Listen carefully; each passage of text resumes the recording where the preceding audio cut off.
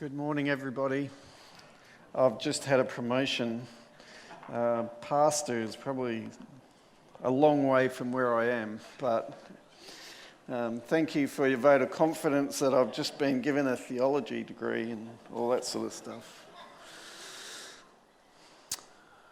I want to thank you to the worship team for making me feel blessed this morning, because as the program's unfolded, you're going to see the links with my sermon that you would have no idea were going to be there. And I normally get up feeling nervous, but I don't get up feeling nervous and emotional. That comes later in the sermon. So bear with me if I have to take a breath every now and then, because the worship service has actually taken my breath away a little bit. So my sermon title, and I want to thank Pastor Paul for this, because we changed my sermon title yesterday, is God's Shape. And consequently, I actually changed half of the sermon because of that this morning. But that's okay. I'm happy to move with wherever the Spirit moves. And I think the Spirit's moving in this place today. I can feel it. Before we get into what I'm talking to, I want to make sure that everyone here today is a sort of kindred spirit. So I want you to own up to me today if you've ever daydreamed, if ever you've been sitting in your office at work and have started looking out the window, or you've meant to be listening to the service and you've wandered off. Put your hand up if you've ever daydreamed. Don't put your hand down yet. Own up to it. Okay. All right. So there's a few of you. Not everyone. I hope I can convince a few more of you to daydream. And you can even do it during my sermon today if you feel like it. But has anyone, when they're daydreaming, ever thought what God looks like or what God is like? Because sometimes in my daydreaming, I try and imagine God. Not Jesus, God. And it's not an easy thing to do, and I've got to tell you that I've been doing it for years and I've come up with a blank. But what I want to do today is to try and help you to understand what God looks like and what shape God might be. And that sounds like a big task, and if you were up here you'd feel my feet and my hands are shaking, but that's what I've set myself to do today, is to try and help you appreciate what God looks like and what his shape is.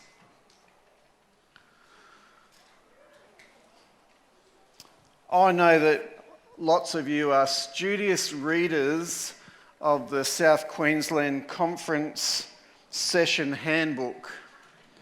And if you were studious readers of it, you would have found this particular quote that I unashamedly have plagiarised to the sermon today. But it said this: "Our mission provides the lens for all we do." And then underneath it had "Shaping for Mission." And that was originally my title, Shaping for Mission, but we came up with God's Shape, which I like better. I like taking photos, but I'm old school. I like taking it with a real camera, not a phone. And I like looking through the lens of the camera. And when I look through the lens, it sometimes changes the perspective on things. I can see things slightly different from when I'm looking at it just with my eyes. And what I want to be able to see with the camera is people and things and places, and to be able to make something of them when I have that photo. And I want us today to use mission as a lens that we are going to look at to see what God is about. And that may not make perfect sense in a physical world, or in a mathematical world, but bear with me, we'll sort through some of that shortly.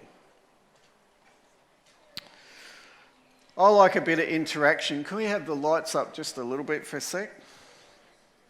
So when you hear the word mission, call out a few things that come to mind. Just tell me what you think mission means. Don't be afraid, I don't bite much. Heard someone down here yell out really loud. A job. Okay, a job. Anything else? To share. Okay. Commitment. Driven. Yeah, I like driven. Service. Anything else? That'll do. They're all good words. When I have a word that I want to look at, I get out my trusty dictionary and I look at the word, and what I've found in my dictionary is there's about a half a dozen definitions for mission. One of them is a military one. It's a task or an operation. Another one relates to aircraft. A flight or operation of an aircraft can be called a mission. But then we come down to some that are probably more familiar to us. A calling or a vocation. Another one is a body of persons who perform a service like a diplomatic mission, an embassy, something like that. Another one is a ministry commission for a religious organisation. And then the last one is the act of sending. And you can have a look at them up there. If I wanted to get really theoretical, I could give you some Bible texts that match most of those, and I'm happy for you to go and read them later on. But definitions and theories are all very well. We need to make definitions and theories to live. And the only way that I can start to get you to see the shape of mission for me is to share what mission means to me and how mission affects me. And that's what I plan to do today. This is not going to be a theoretical sermon, it's not going to be a theological one, it's going to be my story. Abbreviated, because it would take 58 years to have to relive it. You don't want to have to do that. I want to introduce it by having a story, and I know we've had children's story, but this morning I want you to, if you're not going to be part of this, I've got one more thing to do before we get to that story. I want to read a text to you. If you have your Bibles, I'd like you to open up to 1 Corinthians chapter 1. And this is looking at the part of mission which is a calling or a vocation. Consider your calling, brothers. Not many of you were wise according to worldly standards. Not many were powerful. Not many were of noble birth. But God chose what is foolish in the world to shame the wise. God chose what is weak in the world to shame the strong. God chose what is low and despised in the world, even things that are not, to bring to nothing things that are, so that no human being might boast in the presence of God. Brothers and sisters is the translation or the paraphrase that I'm going to use. Brothers and sisters, think of what you were when you were called. I want you to keep that thought in your mind. So I want to tell this story. If you want to follow along, you can open up to 2 Kings chapter 5. And I want to have some assistance with this story this morning. And I need two soldiers, and I believe there's two fellas called Jackson and Riley. Can you come and help me, please? Do they look like good-looking soldiers? Jackson, Riley, you've got no idea how I knew that you existed, did you? I have powers. Okay, now I have a mission for you, okay? You are part of the Syrian army, and your captain, and the captain, Naaman, Paul, you've changed your name. Come down here, please. Captain Naaman is your boss. Now, he's actually a pretty good boss, okay? And Paul has sent you on a mission, and you need to kidnap a maid, all right? Now, I need you to find a particular one because I know her name, okay, and you need to find her, okay? So I'll whisper in your ear, Lucy. Oh, everyone heard that, didn't they? Do you know who she is? Yeah, okay, go and find her for me. Go and kidnap her for me, all right? Now, Paul also had a wife. Where's Shannon?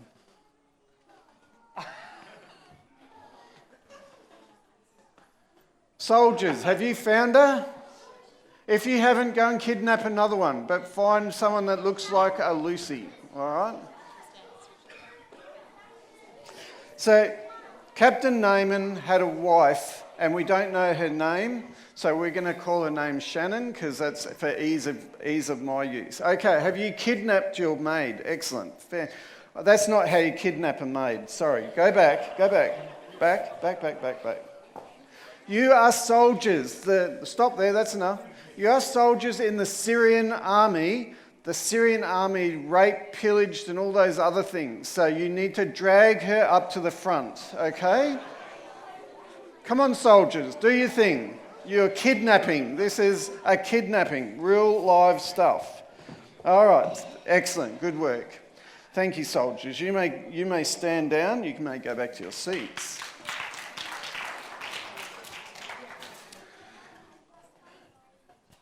Captain Naaman kidnapped multiple people as part of Syria's mutilation of the Israel nation. But one particular girl, and I don't know what her name is, so we'll stick with Lucy because that seems like a pretty good name. Is that right? Is your name Lucy? Excellent. Wow, got a good memory. Lucy is made to work for Shannon, Naaman's wife. Now, it doesn't say that Lucy is treated like a daughter. It actually says that Lucy is a maid. She is a slave. She has no life. From the minute she wakes up in the morning until the minute she goes to sleep at night, probably somewhere in the vicinity of 18 to 20 hours, she is made to do things.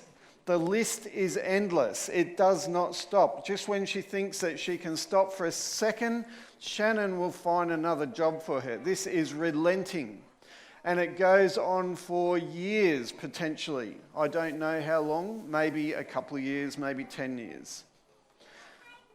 Interestingly enough, Lucy is on a mission. Lucy may not know that she's on a mission, but she is on a mission.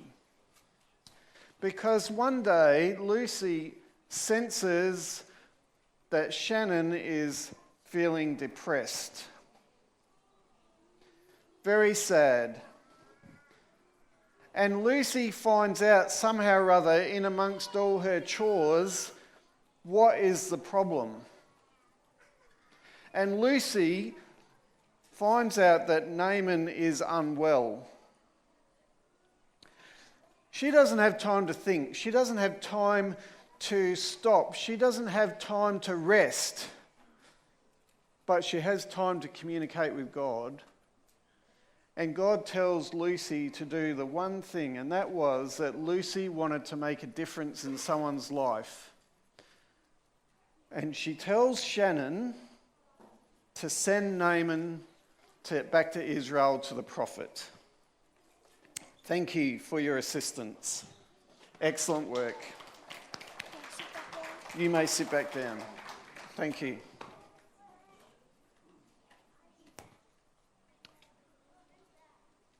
I was 8 years old,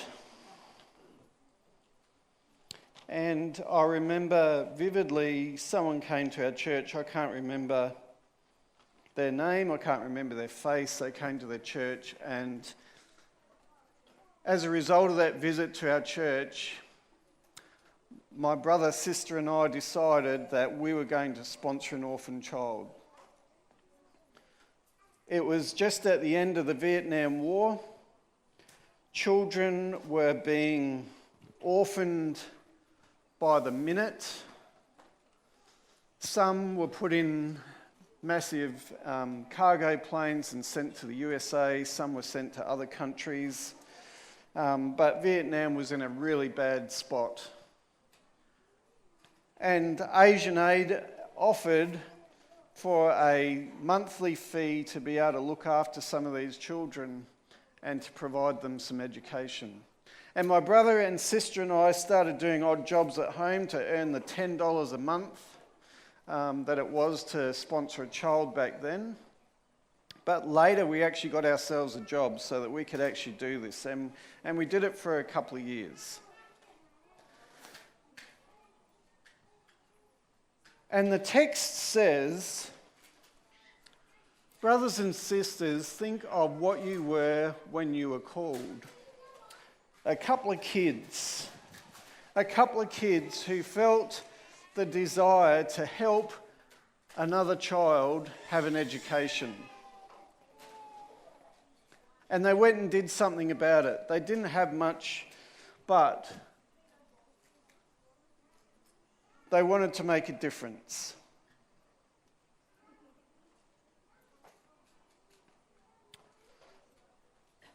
This story is going to go backwards and forwards, so if you're feeling a little bit left out or missing bits and pieces, don't worry, this is just how I operate. I go all over the place. Little did these three kids know where this decision would lead them to be. Or particularly me anyway. And just to set the record straight, I'm the one that's slightly better dressed. My tie is a fraction straighter than my brother, so I'm on the right, just in case you didn't know.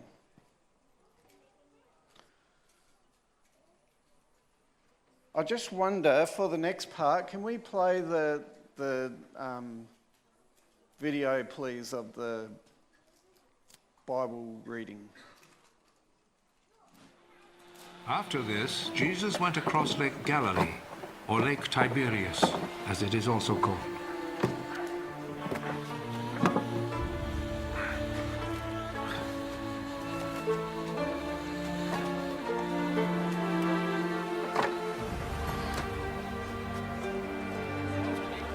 A large crowd followed him because they had seen his miracles of healing the sick.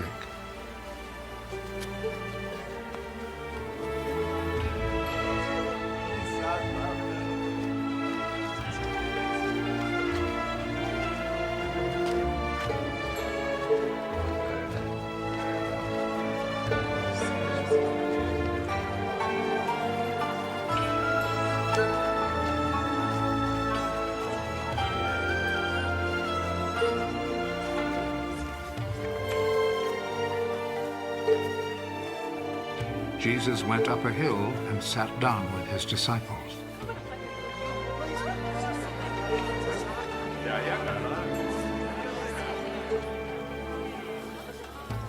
The time for the Passover festival was near. Jesus looked around and saw that a large crowd was coming to him.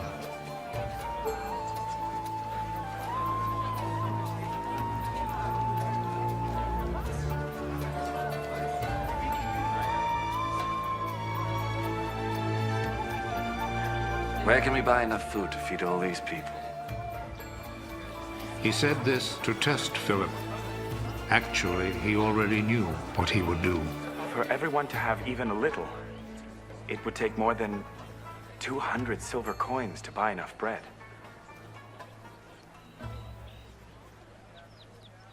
Another one of his disciples, Andrew, who was Simon Peter's brother, said, "There is a boy here who has 5 loaves of barley bread and 2 fish.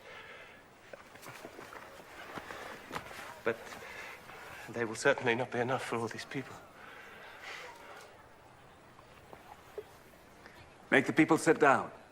There was a lot of grass there, so all the people sat down. There were about 5,000 men. Okay, we can pause it there. There's a small boy. He was on a mission as well. His mission wasn't to preach. His mission wasn't to do anything. His mission, and I don't know what his name was just to carry his lunch with the barley loaves and fishes. That's all he had to do. He shared what he had with Jesus. And you can read the rest of the story if you don't know it. Amazing what he did. But this little boy's mission was just to share what he had.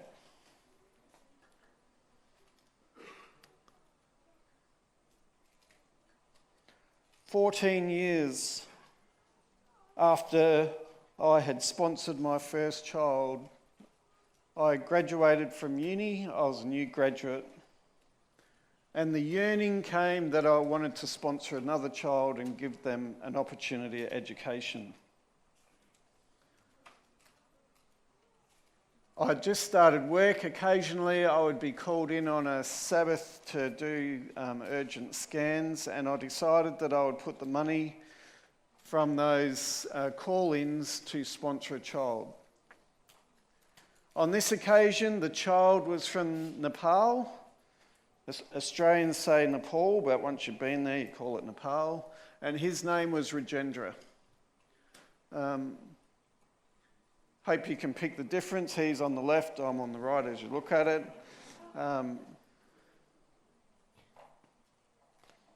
Can't say that I had a whole lot, but I just wanted to share what little I had to try and make a difference for someone else, to try and give some education to someone that wouldn't have it.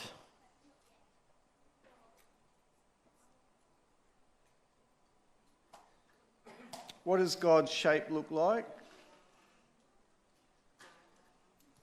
An orphan boy.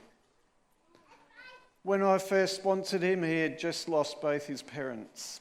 He was sent to India. He didn't understand the language. He didn't know anything about India.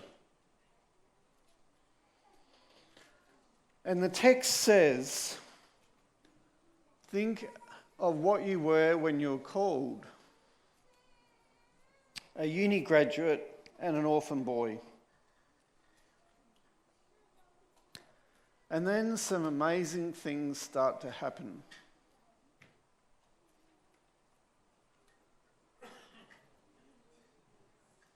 How does a pig fit into this? How did a pig get into the children's story? Don't ask me. But I want to call someone up from the audience today. Her name's Sharon. And she's going to bring an object with her. Now, I'm not into graven images. Please remember this. You didn't have pig. That's okay. I have a picture of pig. I'm not into graven images, but pig is very significant. In 2004, roughly, Sharon and I, in our incapacity as junior Sabbath school leaders, were appointed junior Sabbath school leaders. I'm not sure that was a good thing or not. But Sharon and I decided, well, I think it was Sharon's idea and I supported her, that for our Sabbath school class, that each week we would ask the children, are there any juniors here? Who's in junior class? No, I saw one hand maybe. Anyway, if there's some juniors here, so we had all these 10-year-olds, they had more energy than us. But we asked them to bring an extra offering every week to put into pig, our piggy bank. And when we asked them to do that, we didn't even know what the mission project was going to be.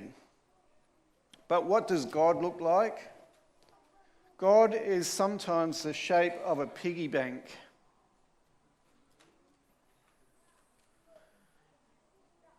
I don't know how long it was. It might have been a couple of months, but after a couple of months, I was reconnected with Regendra, and Regendra had some projects for us.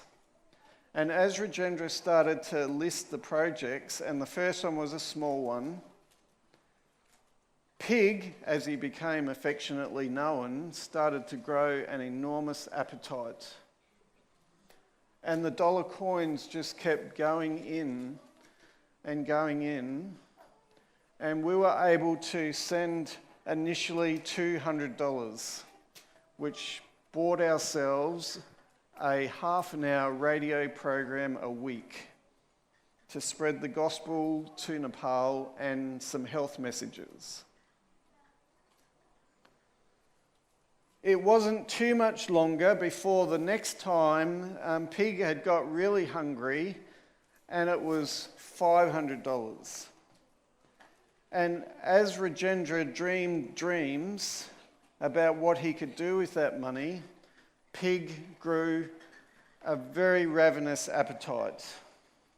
And we bought Bibles, and we bought Bible lesson guides in Nepal.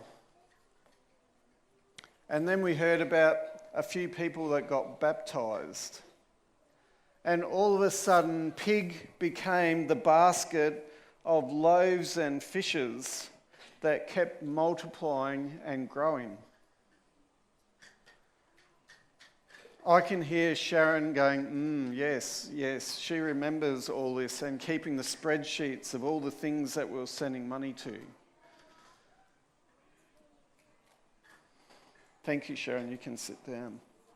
And I have to ask, think of what you were when you were called. A couple of Sabbath school teachers and some boisterous juniors. I have one more story.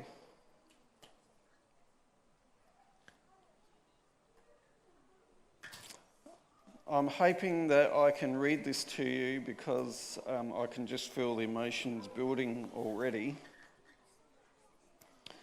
It's in 1 Samuel chapter 3. I will certainly paraphrase if I can't read it to you, but there's this young boy who gets taken to the temple by his mother.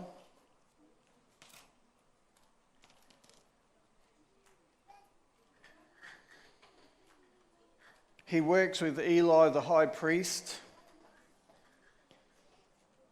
And I just read this, I've read this so many times, but it says that the lamp of God had not gone out, and Samuel was lying in the temple of the Lord where the ark of God was. I hadn't noticed that before, that he was actually sleeping in the most holy place. Then the Lord called Samuel, and he said, "Here I am." And he ran into Eli and said, "Here I am. You called me." But he said, "No, I did not call you. Lie down again." So he went and lay down. And the Lord called again, "Samuel." And Samuel rose and went to Eli. And Eli said, "No, I did not call you. Lie down." And then God called Samuel a third time. And he went into Eli, and Eli realized what was happening.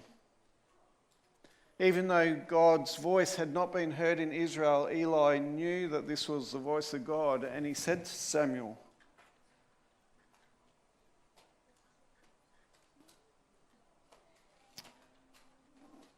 "Go lie down, and if he calls you, say, 'Speak, Lord, for your servant hears.'"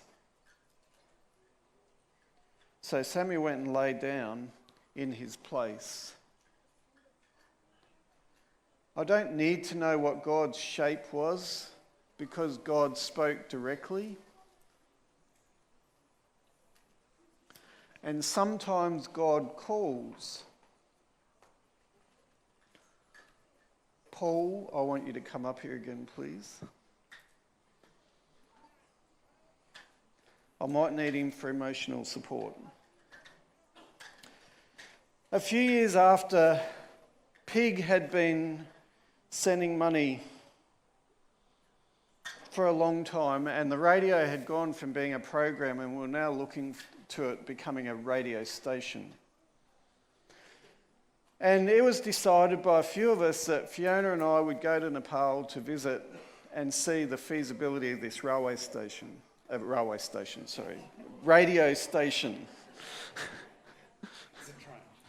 It is a train, but Fiona and my family and Sharon's son had left a couple of days before me. And on this Tuesday evening, Paul volunteered to drive me to Brisbane International Airport. And as we got to the drop-off point, and we've now made a habit of this has happened a few times, and every time it happens, things happen. Paul prayed with me that we would connect with the people in Nepal and that the radio station would be viable. Do you remember that? Stop.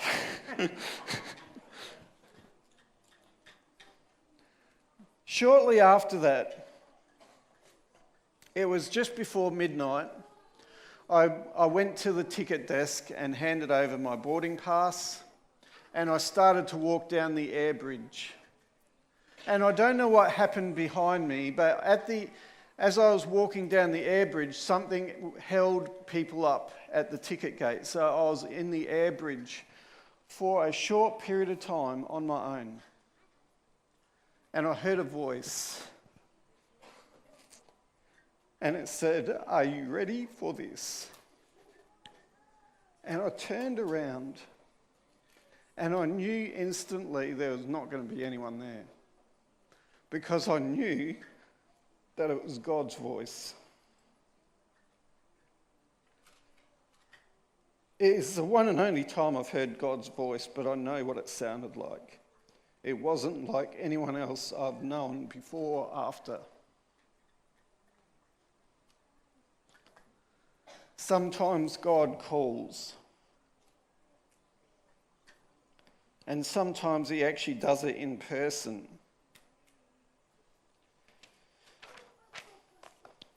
Hang in there, mate. We got to Nepal, we met Rajendra. And what does God's shape look like?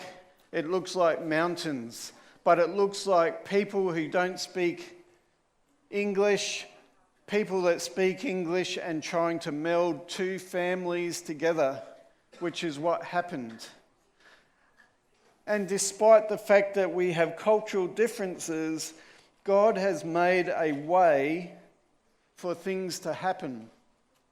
And I'm glad to say that Paul is part of that. Paul has been with me to Nepal a couple of times, and he understands the shape of what God looks like in Pokhara with 3 Angels Nepal and with 3 Angels Community Radio.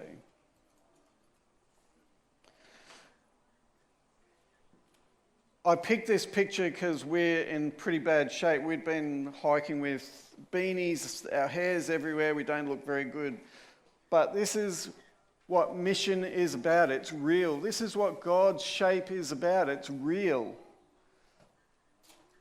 And sometimes when he calls, we just have to respond.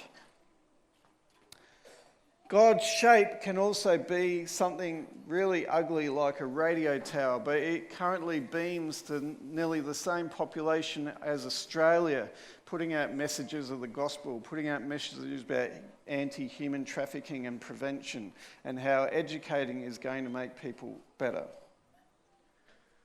God's shape is also Hindu people who are not Christians, but who have a passion for quality radio, who are prepared to make these radio programs professional so that people can hear the gospel. And you can see some of those people that we connected with there. And I know my time's running late, but what I want to know for you, because you're seeing some of the shape of my mission, is what is the shape of your mission? What does God's shape look like to you? You know, I see God in so many ways now that I was blind to. But I see God in so many places that I wouldn't have even started looking. Once my eyes had been opened, I can appreciate that God does not need my limited worldview to make a difference. He doesn't need my limited worldview to share what he has with people out there. And he certainly doesn't require my limited religious experience to impact people that are out there. God's shape is so much more and so much bigger than the dreams that I could ever have come up with. And this is what I know. And the reason I had Paul up there is because he shares this same belief. And the reason I know that is that this is his business card. When I follow Jesus as my Saviour, even for a short time, he will send people to me to serve. He will call me to serve people who I don't know yet because only he knows them. And I don't know what shape they are. I don't know what they look like, but he will certainly find a way of getting them to me. I have seen it happen multiple times now. God doesn't need us to do big things. God just needs us to do one little thing and start on that progression of doing that one little thing and then doing the next one little thing. Because God will fill in the gaps. If you feel inadequate with what you need to do, don't worry. I feel inadequate.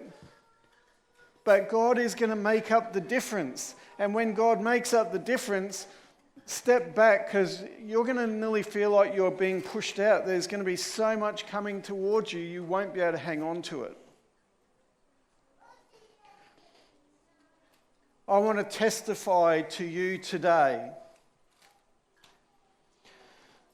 When God says, "Are you ready?" Buckle up. Be prepared, because your life is going to change shape. Your life is not going to be the same that it was ever before. It is going to be a ride that you will never forget. It is going to change you drastically. I challenge each one of you to find your mission, to find what shape your mission is, to see what God's shape is in your life and how it will change who you are. Let's bow our heads for prayer.